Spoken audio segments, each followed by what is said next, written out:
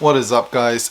It's your boy here, and today I'm back at it with another video. So today I'm going to be going through different investing strategies. Okay, I've tried most of them, so I'm going to go through all of them. The ones I have experience in, I'm going to talk a little bit more about. Okay, and I'm going to give you my opinion on what's worked best for me, but it does depend a lot on what your goal is, how much you want to invest, what returns you want, if you want quick returns or if you're happy to go at it at a more steady, slow pace.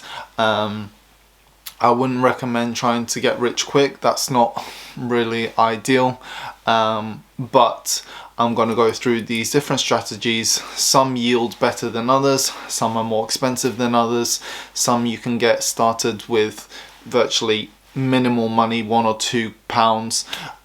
Some of them you need thousands and thousands, but I'm gonna get into it, each one, so I hope you enjoy it. Let's get straight into it. So the first one is a high yield savings account. So this is a standard savings account, okay, with a reputable bank that is, you know, protected by Financial Services Commission and all of this kind of stuff. So you just go to your standard bank and you look at different yields, different savings accounts, and which ones they have the best yield, really. Okay, so for me personally, I use Revolut, which has 4.5%. okay, 4.5% is quite good, and they pay the interest daily, okay, which is better for compound in my opinion. So for example, if you had 10,000 and you were receiving 4.5%, that would be a total of £450 per year. But if it's paid daily, you divide that by 365 and you're receiving about £1.23 every day. Now if you were to receive it yearly, you would just get £450 added onto your 10,000. However, if it's being paid daily, it compounds, okay, and the first day you'll get £1.23, so the next day, instead of being interest on your 10,000, it's on your 10,000 £1.23. The next day you still probably get the same interest because it won't change much, okay, on the average. So then you get interest after that on 10,000 £2.46, and it compounds like that.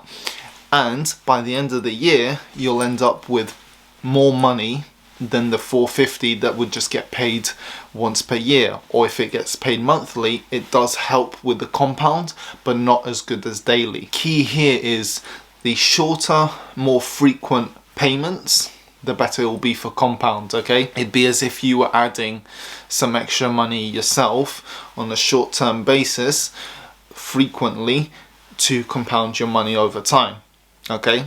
However, it's with the interest, which is even better. So different banks will have different savings accounts with different yields.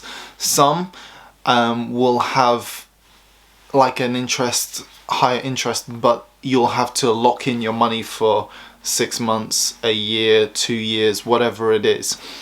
Some, like Revolut, you put the money into the savings account, okay, but you can take it out freely as and how you wish, and it doesn't affect your interest. So if you were to go onto Revolut and have a higher interest and upgrade to a more premium card, a more premium savings account, you get a higher interest. Now it does come with a fee, but if you have enough money into it, then it can be worth it. What you'd need to do is you'd need to calculate how much money you're going to put in, what that yield would give you at the end of the year, subtract the fee, and do that for each card and see which one gives you the most money. So if you're gonna get 10,000, okay, and you're gonna get 2.5%, that's 250 at the end of the year. But if there's no fee because it's the standard card, then you're essentially earning 250 net, yeah, at the end of the year. If you were to put that same 10,000 into a card with a more premium card, which has a fee of say £140, but you're going to get £450 because it's at 4.5% interest, then it might be worth it for you. So if you were to get £450 minus the 140, you'd be left with 310, which is more than the 250. In that case, it'd be more beneficial for you to upgrade to the more premium card and earn a higher interest. It doesn't always work out beneficial for you, so like I said, you have to calculate what your annual interest would be on each card, subtract each fee from each card, okay, and calculate individually interest minus fee, how much you would end up at the end of the year net on each card, and see which one gives you the most money. Some will be more worth it than others. So just take your time, calculate it, look at different banks, look at different products and services that they have for the savings accounts, look at the yields, look at the fees, and see which one is best for you. Now, the second investment strategy is index funds. Now, index funds are say the S&P 500 or the FTSE 100 or the Dow Jones or the Nasdaq or any of those funds, okay? The funds are basically a collection of many companies which are accumulated together into this fund, and this fund tracks the performance of all these companies together. Now, some, like the S&P 500 or the FTSE 100, they will change, I don't know how frequently, but they will change which companies are allowed to be in that fund, because the S&P 500, for example, is the top 500 companies in all of America, okay? The top 500 performing companies in all of America.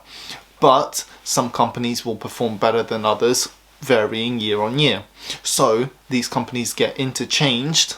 Again, I don't know how frequently, but they get interchanged so that the S&P 500 is always tracking the top 500 at any one time. Now, investing in these funds is generally safer than most other investments, but I do have to warn you, it always does carry risk to your capital.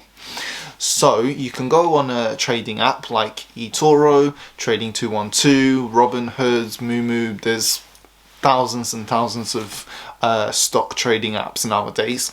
So you pick one. Again, look at the fees that they charge and see which one is best. But you pick one. I use personally eToro, not sponsored, but I use eToro. And you put the money into the S&P 500 or the FTSE 100 or the Nasdaq or the Dow or whatever it is, whichever fund you prefer. You can also vary it and put a bit of money in a few different funds so that it's a little bit more diverse, and then you basically invest the money into these funds and you just let it sit for a couple of years maybe. I mean, the longer you leave it in there, the more it's gonna grow and compound. If you put it in for a short time and then want to take it out within 6 months, you might be taking it out at a loss depending on the performance of that fund in those 6 months. But generally, if you leave it over time, for example, the S&P 500, it's on average about 8% over the long term. Since it started till today, it's averaged about 8% year on year. So the longer you leave it, the better it will be for compound, and then also the more likely you will take the money out at a profit. If you try to do day trading and put it in and take it out and put it in and take it out, you might be losing money here, because one, you have a lot of fees when you take out sometimes, if you take it out constantly, and then two, also, like I said, it depends on the performance in that time from when you put it in to when you take it out, as if you're gonna make money or not. If the performance in that short period was down, you're going to be losing money. If it was up, you're going to be earning money when you take it out. So if you're playing it short term, it's definitely more risky, and that's more risky to your capital as well. But if you're playing it for the long term, then on average these funds, they tend to trend up. There will be ups and downs, okay, but on average it tends to go up. These funds, because they're already diverse, it's usually more safe than investing in individual stocks. But if you want, you can do a mixture of investing in individual stocks and as well in these funds. But it depends on your risk tolerance, how much money you're investing, as to what will be worth it for you. So the third investing strategy that you can do, and I do a bit of this, is investing in individual stocks. Okay, so instead of investing in the S&P 500, which might have Coca-Cola, Microsoft, Apple, Nike, Amazon, and another couple of hundred companies, you can invest individually in each company. Okay, now this is more risky because it's not diverse. You're putting all your eggs in one basket, essentially, unless you diverse and get loads of different individual companies, in which case it's a little bit better because it's a little bit more diverse. But if you were to put, say, 500 in 4 different companies and company A goes down, well, that's all 500 gone. Whereas if you were to put 500 in the S&P 500, for example, and one of those companies that you were going to invest in individually was in the S&P 500 and that went down, then that company would fall off the S&P 500, another company would substitute it, and your S&P 500 would still carry on being good on average. So when you invest in individual stocks, it does carry more risk, but it can also carry more rewards. And the other thing is, with investing in individual stocks, this I might carry on in another video, but some of them will pay dividends. They'll pay different dividends at different times. So some pay quarterly, some pay yearly, some pay monthly. Okay, they will pay different amount of dividends, and also they can decide whether they want to carry on paying dividends in the next quarter or the next year, or if they want to stop paying dividends at any time. It's completely up to the company. So when you invest in individual stocks and individual companies, you have more risk, but you also have more reward. So you could get dividends, or you could get a really good growth if it's, you know, a young company that's starting up and they do really well. If people had invested in Tesla back in the day, they would have seen a big growth. If they'd invested in Facebook back in the day as it was starting, they would have seen a big growth. All these big companies that we know nowadays, had you invested it back in the day, it would have been a big risk, but now you would have seen a big reward. But the thing that people and most YouTubers won't tell you is, if you were to invest in a company that doesn't exist today, that was a startup once back in the same time as Facebook, for example, there might have been a couple of hundred companies, or even just even a few companies that were trying to do the same thing as Facebook, but many of them failed. If you had invested in those companies, you would have just lost your money. Whereas if you chose Facebook, you would have got lucky and you would have seen massive profits.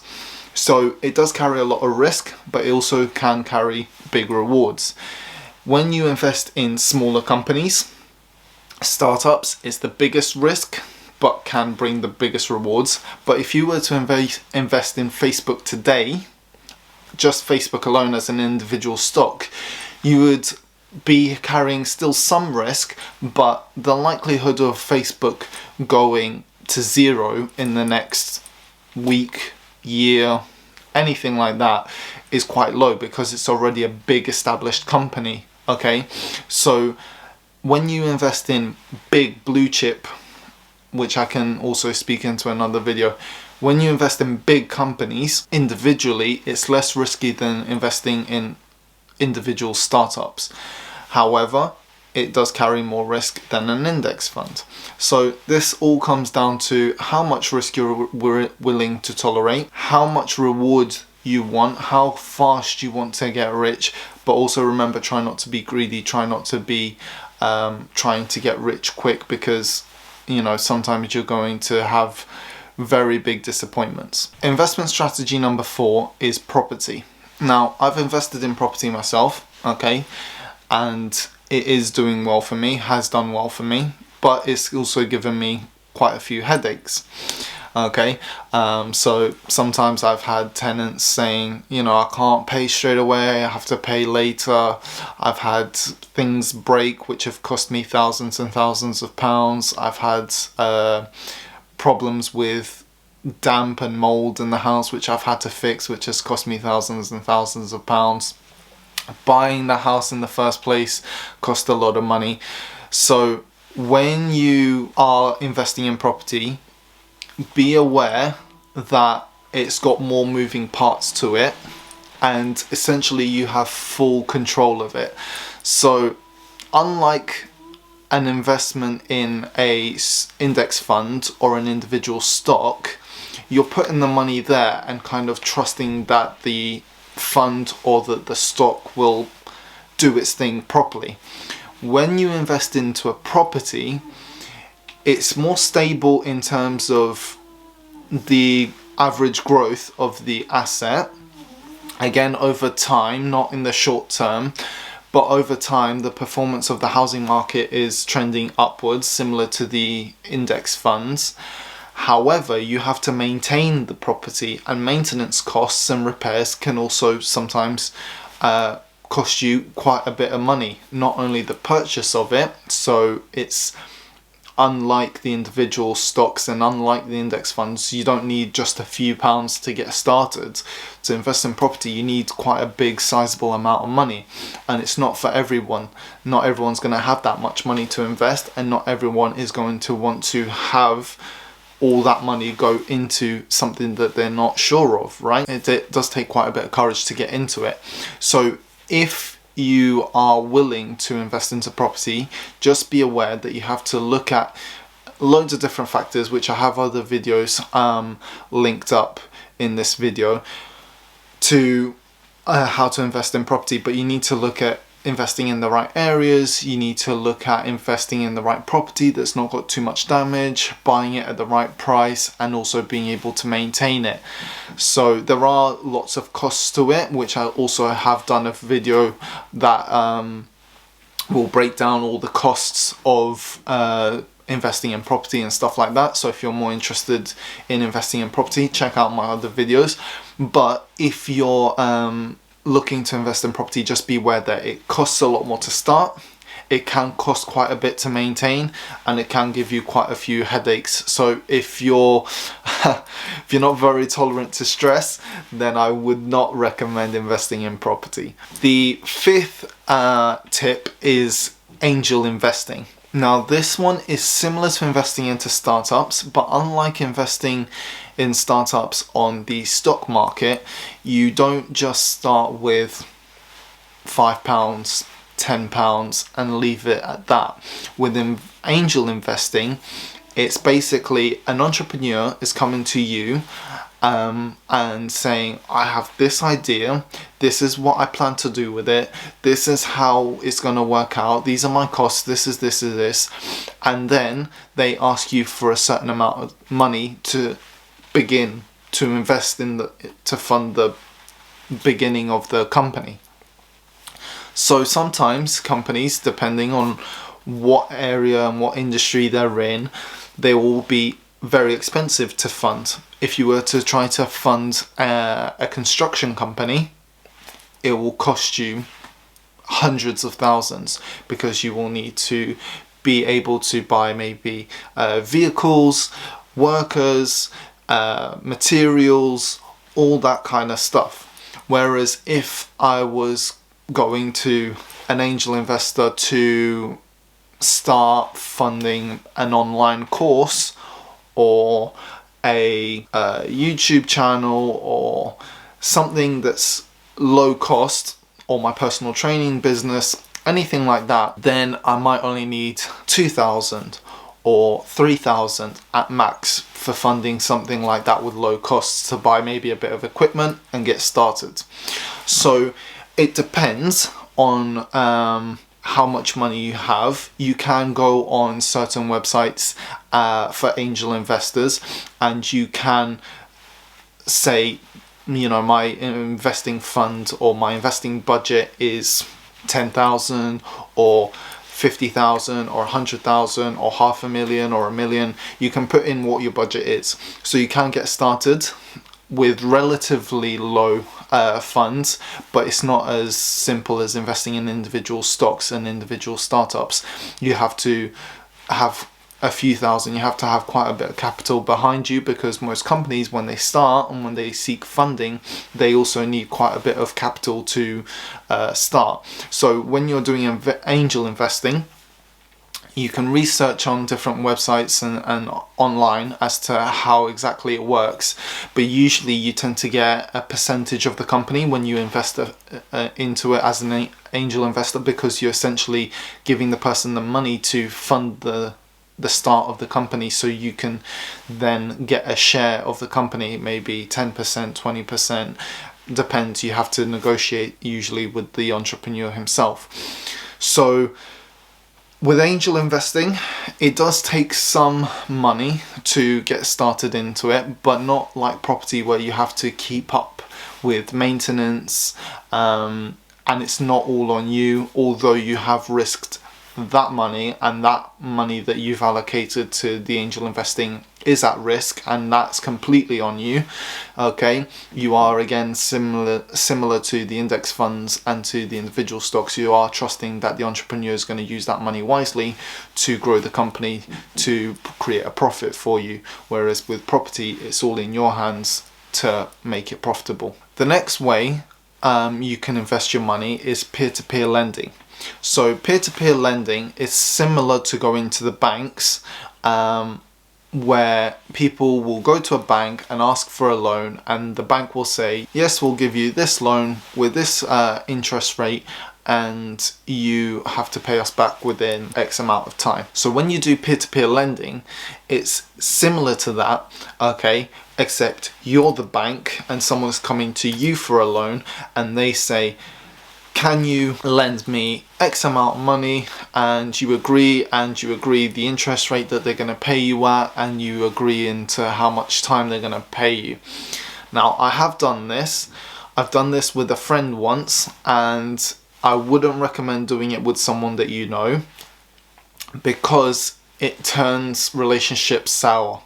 So, I done peer-to-peer lending with this friend, and he took such a long time to pay me back, and he said he would, and it took double or triple the amount of time that we had agreed that he would pay me back, and I had to keep nagging him to pay me back, and I felt bad for nagging him to pay me back. So I wouldn't recommend that you go down this route with friends or family, but there are websites which you can sign up to, similar to the angel investing, where you sign up to the website. Again, you put how much money you have to lend, okay, and then people who need a loan for that amount of money can click on your profile, request the loan, and then through the website and all that kind of stuff, you can see if it's worth it for you or not, and then you can then choose to lend or not. I haven't done it this way through the websites, although I've thought about it, but I have done peer-to-peer lending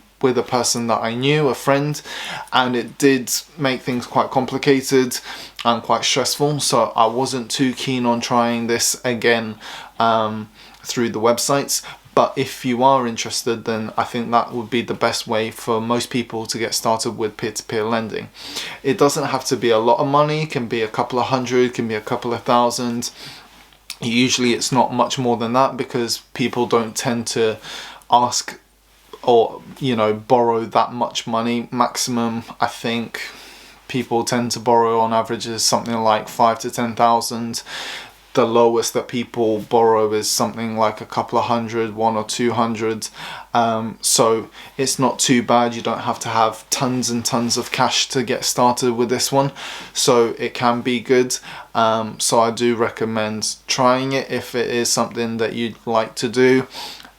it can get you good interest, but it also can be more risky because you're kind of just lending the money to someone. It's not tangible to anything.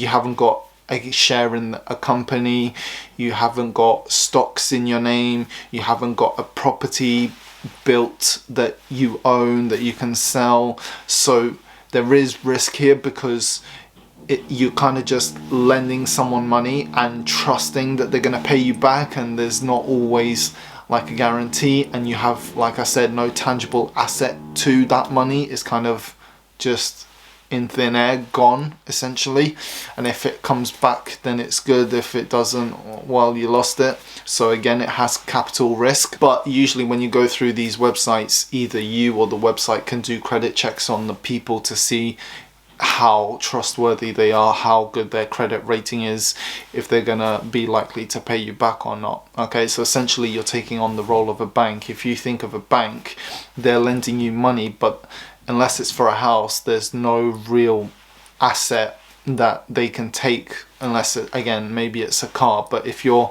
asking for a personal loan or a credit card and you use that money on the credit card, there's nothing really here that the bank can take from you if you don't pay it back. It kind of, they have to take you to court or just take it as a loss. So imagine you're taking on that risk. They're borrowing money from you and you have nothing of them that you can take really. You're kind of here just taking a risk, you know, and that money could easily be gone. So it's another way of investing, but it's one to think about. And the last investment strategy is starting a business. So this is you taking your own money and investing it into a business you're going to run and that you're going to work in and making it work basically. So here there's no one else involved, okay? It's your money, it's your business, it's you that works in it. The risk, the money, all of it is on you. So you have no one to blame, you have nowhere to claim the money from, it's all on you. With me, I could say I invested in my personal training business. I invested the money in getting the qualification. I invested the money in buying some personal training equipment. I invested the money in renting out the gym space to be able to train my clients in. So I invested that money. It was my personal training business. If it succeeded or failed, it was on me to blame. If it succeeded or failed, the money was going to be mine, you know, the profit or the loss. So here it's very risky, but it can be very profitable. Now, it depends on what you're doing. For me, like with the personal training, it wasn't a really high overhead, high expensive business that I was starting.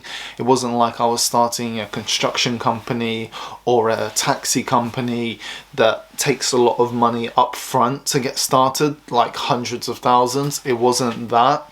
It was just, you know, get a qualification for a couple of thousand, buy a couple of pieces of equipment for a couple of hundred, and pay the gym rent as an ongoing expense and try to get clients, and the rest was basically just time and effort that I was investing. It wasn't money.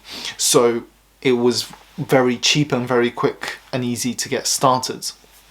With YouTube, you know, I used my phone initially.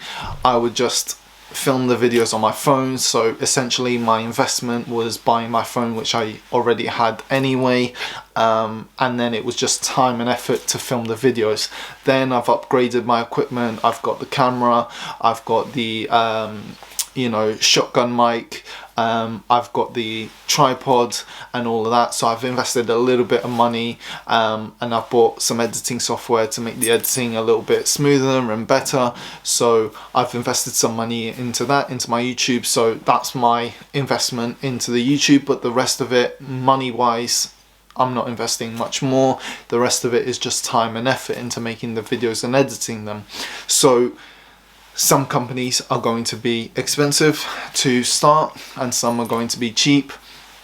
When you're investing in starting your own business, you can borrow business loans. you know, if it's going to be more expensive than the money that you have currently. So you can do that. However, it's more risk, okay, because not only are you using your money, you're using someone else's money, and if the business fails, you still have to pay that money back. So it's a debt, essentially. It's a debt that you're taking on, so it can become more stressful, more risky, and it all depends on how risk tolerant you are for each strategy and whether they're going to work for you. It also depends on if you prefer to do it alone and trust yourself that it's going to work, like property or starting your own business, okay? Or if you don't trust yourself that much that you know what you're going to do and that you're going to do it right, then you can invest in something else: stock, an index fund, high yield savings, angel investing, peer-to-peer lending, and you can trust that it's going to be profitable through someone else. So it depends on your risk strategy and how much you trust yourself versus how much you trust other companies or other people as to which strategy is going to be best for you. Me, I've done index funds, I've done individual stocks, I've done high yield savings, I've done my own business, and I've done peer-to-peer lending. So I've done most of these strategies, and for me personally, the high yield savings and the individual stocks is best, as well as the index funds, because I know that with the high yield savings there's no risk. It's only going to profit some interest, but it's not a lot, so it's quite slow and steady. With the individual stocks, there's a bit of more risk there, but there's also a bit more reward and dividends, so I've invested a tiny fraction into that. And then also with the index funds, it's quite stable, but it's not too quick a growth, but it's also not as slow as the high yield savings, but there's a bit of risk, so I've invested a little bit of money into that as well. But it depends. The ones that haven't worked out for me so well were the business ones. You know, I failed, I've learned a lot of things, and I do want to try them again, and I do want to invest in them again in the future, different businesses, and try to grow the ones that I have. And then also peer-to-peer lending, I tried it, didn't really work out too well for me. It was a bit of a bad experience, so I might not touch that one again. But hey, there's different strategies that are going to fit different people in different ways, so it's down to you guys as to how much risk you're willing to tolerate, and also if you prefer to invest your money and trust someone else to grow it, or if you prefer to use the money yourself to start your own business and grow it. It all depends on how you feel and what strategy works out best for you. I hope you enjoyed that video, guys, and I'll see you in the next one. Peace.